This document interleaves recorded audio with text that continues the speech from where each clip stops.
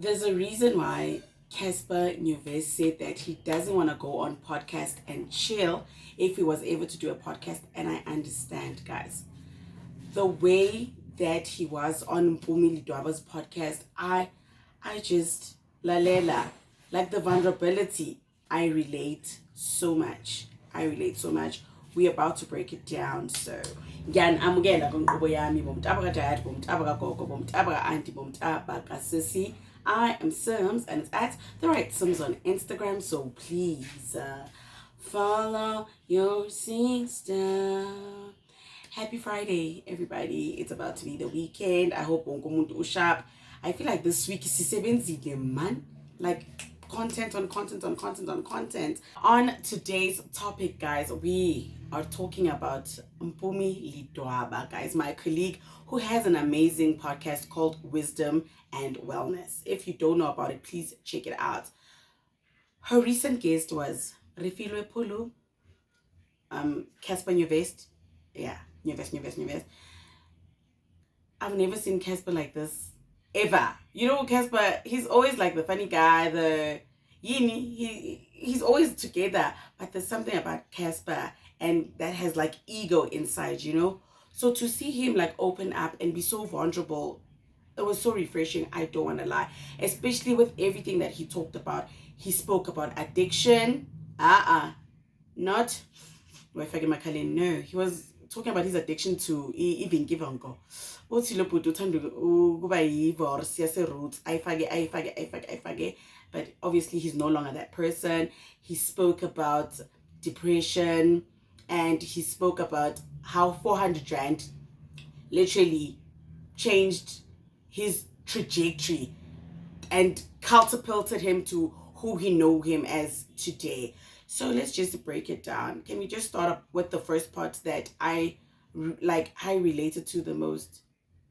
He opened up about depression. Like, what's going on? And my whole life became a blur. I didn't enjoy anything. I didn't care about anything. Obviously, he's an artist in South Africa. Financially, it's really not an appealing career to be an artist or someone in content, music, entertainment industry in South Africa when it comes to imali, because there literally is no money. And you guys see our artists getting robbed every other day, our artists dying without getting what they deserved even when they were alive, you know. But with Cassper, he never touched too much on finance, you know. I don't have any serious financial problems. I mean, everybody has debt, but you know what I mean? I don't have serious, no. Materially, you're fine. Yeah. He did say, I mean, as every other person, we all have debts, you know, but he's never had like severe debts. He can't afford to pay anything, you know. But he said that his depression just stemmed from, he doesn't know how to point it like directly, but he just says that one day he's performing in Durban, and you know that Utobeka, right? She's a Durban hand, right? So he's like, one day I was supposed to perform in Durban, and I was like, oh man, I'm going to see my son, you know. And when I got to see my son, he ran towards me, and I felt nothing. I felt nothing, that like nothingness. And there was a time when people were like, Cassper, people are adoring me. I'm like, what's the point? Because we're all gonna die anyways. Like whining visa, sizofa. You know, do you know how dark that is? And even Boom was like, that is so dark. So I ended up, and I'm performing, and everyone's going crazy. But in my mind, I'm like, it doesn't matter. I'm gonna die anyway. So it doesn't matter if you guys think I'm cool or not. You're all gonna die too. So it's like so wild. It's very dark, bro. Yeah, but I get you. What's going on with me? Yeah. And I would struggle to sleep. I would sleep for an hour or two. And he was like, I called Bugalove. Bugalove is Kabelo Mapalani, you know, the legend from TKZ. And, you know, we all know Bugalove's history. If you don't know, Bugalove was on TKZ. Then he started doing drugs. And then he found God.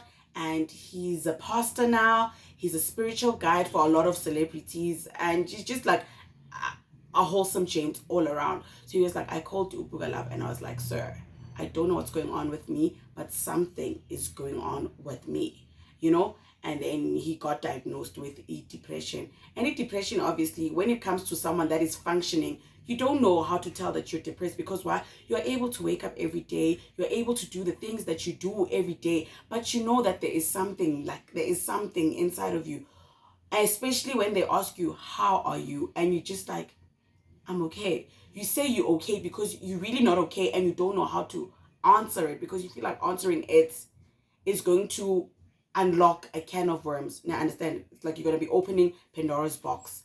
So it was like, yeah, that's how I found out that I was depressed, and I had to go through it. I'm on the other side of it now, but that is literally like how I found out I was depressed. And I can just relate to that, because a lot of us, we are functioning, we are depressed, we are undiagnosed. And I know that depression is a strong word, but a lot of us probably do face like a lot of depression, but you just don't know, because while you wake up every day and upilimpilo every day, marapagats, you are breaking inside, especially if you're a breadwinner, everyone is looking at you, or like you just like the beacon of the family. It can be so much pressure on you, and kubanzima, you know. And where do you go? What do you do? Who do you tell? So it was very like touching to me to see Cassper open up like that.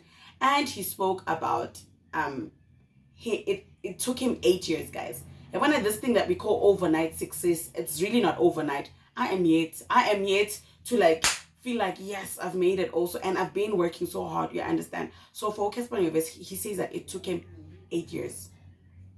8 years. So he's like, and then one day he was listening to someone, I don't know, he said it's called Beanie.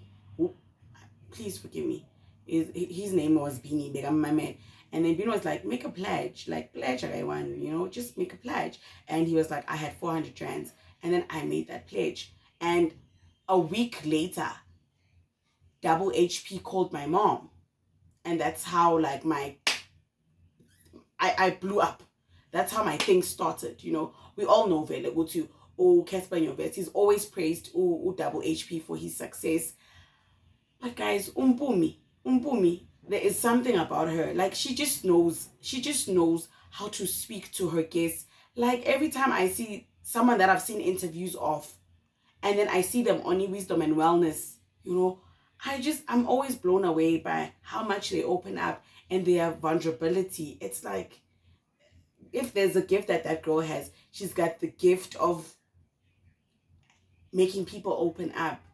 But yeah, I was and corner into Cassper Nyovest, that's something that we've always known, guys. We've always known, aka may God rest his soul. Kenan was always like, you and me are alike, siyafana. It's just that Mina, I'm open about it. Like people know me, Gutivele, I'm aka Nine ego, blah blah blah. You play humble. You like to play humble. You like to act like, nah, I'm a nice guy. But you know good une ego as much as I do. And he admitted it. I was addicted to sex. I had such a big ego. I thought I was better than everyone else. But I was humble in the sense that I wouldn't offend anyone. So I'm a good person. So anything that I do is fine because I'm a good person, right? I was headed straight for hell if I didn't have that wake up. So I had an encounter with God. So man, I just, guys, if you watched that interview, what did you think? Was it nice to see Urifile Pulu open up like that? What do you think about Mpoomy Ledwaba's interviewing skills? Because for me, that was literally a take. Even Cass was like, I've never been this vulnerable on a platform. I've never opened up like this on a platform. So, hello, baby. So he was like, please watch it because, wow. Yeah, guys, let's talk more in the comment section down below. I will see you guys on the next video. Guys, when you like the video, I'm planning to get some jokes. No, but it's cool, man. This is depression. Depression. Oh,